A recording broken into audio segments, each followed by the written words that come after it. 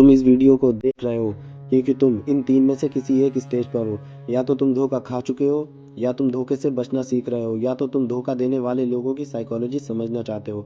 और अगर एक भी पॉइंट रिलेटेबल है तो ये वीडियो स्पेशल तुम्हारे लिए है। सोचो, एक रात तुम फोन स्क्रॉल कर रहे हो, एक मैसेज आता है किसी ऐसे इंसान का जिसे तुम परफेक्ट समझते हो। मैसेज छोटा सा होता है, वी नीड टू टॉक, बस इतना, कोई एक्सप्लेनेशन नहीं, कोई कॉन्टेक्स्ट नहीं। और इसी एक लाइन से तुम्हारा हार्ट रेट डबल हो जाता है। दिमाग तुरंत दो चीज़ें बनाता है, या तो कुछ बुरा होने वाला है या फिर तुमसे कोई गलती हो गई है। तुम रुकते हो, स्क्रीन को थोड़ा और क्लोज से देखते हो, फिर अगले 10 मिनट तुम अपने ही दिमाग के साथ फाइट करते हो। क्या हुआ होगा, मैंने क्या कर दिया, शायद वो बिजी होगा। पर जब तक रिप्लाई नहीं आता तुम्हारा ब्रेन अपनी तरफ से डिफ़ॉल्ट कंक्लूजन बनाता रहता है। यहाँ एक छुपा हुआ ट्रूथ है, धोखेबाजी का असली खेल मैसेज से नहीं, तुम्हारी इमेजिनेशन से शुरू हुआ। कोई कुछ बोलता नहीं पर तुम खुद ही स्टोरी लिखना स्टार्ट कर देते हो, और जहाँ तुम खुद स्टोरी लिखने लगो वहीं से मैनिपुलेशन का दरवाज़ा खुल जाता है। इसी को साइकोलॉजी में बोलते हैं कॉग्निटिव प्रोजेक्शन ट्रैप। तुम जैसा सोचना चाहते हो तुम वैसा ही बिलीव कर लेते हो, चाहे वो सच हो या नहीं। धोखेबाजी सिंपल झूठ नहीं होती, वो एक सिस्टमैटिक प्रोसेस होता है जिसमें तुम्हारी बिलीफ सिस्टम, तुम्हारी वीकनेस, तुम्हारी होप्स, तुम्हारा गिल्ट सब मिलकर एक ऐसी स्टोरी बनाते हैं जिसमें तुम खुद विलन भी होते हो, विक्टिम भी और ऑडियंस भी। इंसान जिस पे हम सबसे ज़्यादा ट्रस्ट करते हैं वो हमारे ब्रेन में एक सेफ जोन बना लेता है, और सेफ जोन में कोई गार्ड नहीं होता, यानी एंट्री फ्री। और जब एंट्री फ्री हो, डिसेप्शन बिना रेजिस्टेंस के अंदर घुस जाता है। तुम सोच के देखो, तुम्हें कभी किसी रैंडम अननोन इंसान ने धोखा दिया है? नहीं।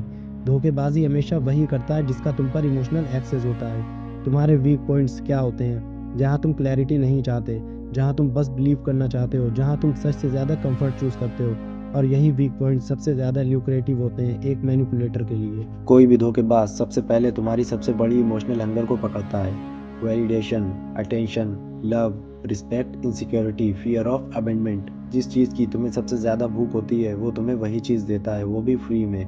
Conditioning start. ये स्टेज सबसे ज़्यादा डेंजरस होती है। वो तुम्हारी ही कॉपी बन जाता है। तुम्हारी पसंद उसकी पसंद, तुम्हारी सोच उसकी सोच, तुम्हारा पेन उसका पेन। तुम्हारा ब्रेन बोलता है दिस पर्सन गेट्स मी। यहाँ तुम्हारा गार्ड पूरा गिर जाता है, तुम ओपन बुक बन जाते हो, और जितना ओपन तुम होते हो उतना वो तुम्हें डिकोड कर देता है। पहले एक्सट्रीम क्लोजनेस, फिर अचानक थोड़ी दूरी, फिर कूल्ड रिप्लाईज, फिर साइलेंस, फिर तुम कंफ्यूज, तुम गिल्टी, तुम डिस्परेट। यही डिस्परेशन तुम्हें वीक बनाती है, और वीक इंसान को डिसीव करना सबसे ज्यादा आसान होता है। धोखेबाज एग्जैक्टली इसी गैप में अपना कंट्रोल जमाता है। इसी को साइकोलॉजी में बोलते हैं इंड्यूस्ड डिपेंडेंसी लूप। धोखेबाज तुम्हें कभी झूठ नहीं सुनाता, वो तुम्हारे दिमाग के अंदर ऑलरेडी मौजूद झूठ को एक्टिवेट करता है। वही झूठ जो तुमने कभी इनसिक्योरिटी में बोला था, कभी लोनलीनेस में, और कभी ट्रस्ट करने की चाहत में। तुम्हें लगता है वो तुम्हें मैनिपुलेट कर रहा है, पर असल में वो सिर्फ तुम्हारे अंदर के वीकेस्ट थॉट को जगाता है। तुम खुद को ही समझाने लगते हो, शायद मैं ही ओवरथिंक कर रहा हूँ, शायद वो बुरा है पर मेरे लिए अच्छा, शायद गलती मेरी ही हो, शायद मैं ही ज़्यादा फील कर लेता हूँ, शायद मैं ही अनरीजनेबल हूँ। ये शायद ही धोखेबाजी का सीड होता है। तुम सोचते हो तुम लॉजिकली सोच रहे हो, पर तुम्हारा दिमाग उस पॉइंट पर गिल्ट से ऑपरेट कर रहा होता है, और गिल्ट से निकला हुआ डिसीजन कभी भी सही नहीं होता। इस पूरे प्रोसेस में धीरे धीरे क्या होता है, तुम्हारा कॉन्फिडेंस डिसॉल्व होने लगता है, तुम अपनी इंट्यूशन पर क्वेश्चन करने लगते हो, तुम्हारा इमोशनल वेट बढ़ जाता है, तुम उनकी हर बात को सच मानकर चलने लगते हो, और एक टाइम के बाद तुम्हारा ट्रस्ट उनके हाथ में शिफ्ट हो जाता है।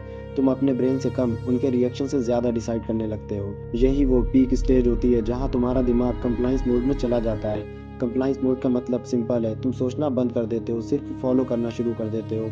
तुम रीजनिंग नहीं करते, तुम क्वेश्चनिंग नहीं करते, तुम बाउंड्री सेट नहीं करते, तुम बस एडजस्ट करते हो। और इंसान जब एडजस्ट करता चला जाए तो धोखेबाजी का फाइनल स्ट्राइक बिल्कुल पेनलेस लगता है। तुम्हें पता ही नहीं चलता कब तुम कंट्रोल लूज कर गए। ये ट्रिक खामोशी का नाम लेके नहीं आती, ये डायरेक्टली तुम्हारे कॉन्फिडेंस को चोक करती है। धोखेबाज तुम्हारे मैसेज इग्नोर करता है, पर अपनी प्रेजेंस तुम्हें दिखाता रहता है, जैसे मैं बोल रहा हूँ, मैं इधर हूँ पर तेरे लिए नहीं।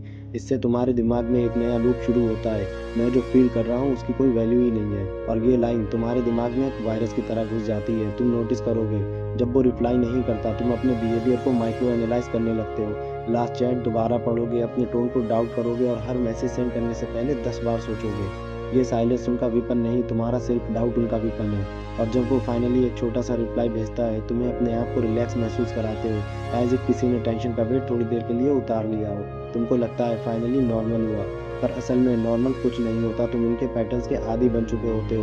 उनका साइलेंस तुम्हें सुलझाता नहीं, तुम्हें अंदर से खोखला बना देता है, ताकि तुम किसी भी छोटी सी अटेंशन को बहुत बड़ा सिग्नल समझने लगो। इस ट्रिक में धोखेबाज तुम्हें सीधा स्पेशल फील नहीं कराता, वो बस तुम्हारे आसपास एक ऐसा इन्वायरमेंट क्रिएट कर देता है जिससे तुम्हें लगने लगता है कि उसकी लाइफ में तुम्हारी जगह कोई और नहीं ले सकता। वो धीरे धीरे ऐसे सेंटेंसेस बोलेगा, तुम्हारी प्रेजेंस अलग होती है, तुमसे बात का फील ही कुछ और होता है, तुमसे बात करना ईजी लगता है, सुनने में सिंपल लगता है, पर ये लाइन तुम्हारे दिमाग में एक डीप इफेक्ट छोड़ देती है। तुम सोचने लगते हो कि मैं इसके लिए इम्पोर्टेंट हूँ, इसलिए इसके साथ कोई भी प्रॉब्लम आए तो मुझे ही हैंडल करना चाहिए। और यहीं से प्रॉब्लम शुरू होती है। जब वो थोड़ा सा रफ बिहेव करता है, इग्नोर करता है, थोड़ा सा रूड हो जाता है, तुम इमीडिएटली टेंशन में आ जाते हो। तुम्हारे दिमाग में एक डर बैठ जाता है, कहीं मैं इसकी लाइफ से निकल ना जाऊं, कहीं ये मुझसे दूर ना हो जाए। और तुम तुरंत ज़्यादा मेहनत करने लगते हो, ज़्यादा मैसेज, ज़्यादा कॉल, ज़्यादा केयर, सिर्फ इसलिए क्योंकि तुम सोचते हो तुम्हारी जगह कोई और नहीं ले सकता। पर असली बात क्या होती है, ये स्पेशल फील सिर्फ एक ट्रिक होती है ताकि तुम ज़्यादा इन्वॉल्व हो जाओ, ज़्यादा अटैच हो जाओ और उनके डिस्टेंस को भी नॉर्मल समझने लगो। वो अगर कूल्ड हो जाए, तुम तुरंत उसके साइड में रीज़न ढूंढने लगते हो सकता है मूड ऑफ हो सकता है थक गया हो सकता है टेंशन में हो। तुम उसकी हर गलत बात को कवर करने लगते हो क्योंकि तुम अपने दिमाग में ऑलरेडी मान चुके होते हो कि तुम उसके लिए स्पेशल हो। हकीकत वो सिर्फ तुम्हारे दिमाग में उस लेवल तक जाता है जहां तुम उसके थोड़े से गुड बिहेवियर को भी बड़ा सा प्यार समझने लगते हो। ये इल्यूजन तुम्हें ऊपर नहीं उठाता, तुम्हें पकड़ लेता है, और जब तुम पकड़ में आ जाते हो वो जानता है तुम छोड़कर नहीं जाओगे। धोखा तभी मिलता है जब तुम किसी को इतना ऊपर रख देते हो कि उनकी हर गलती तुम्हें मजबूरी लगने लगती है। बचने का सिर्फ एक ही तरीका है, लोगों को उतना ही एक्सेस दो जितना तुम्हारे इमोशन झेल सकते हैं। दिल पूरा दोगे तो नुकसान भी पूरा ही मिलेगा। और सबसे बड़ी गलती, तुम लोगों को वैसे देखते हो जैसे तुम हो, ना कि वैसे जैसे वो हैं।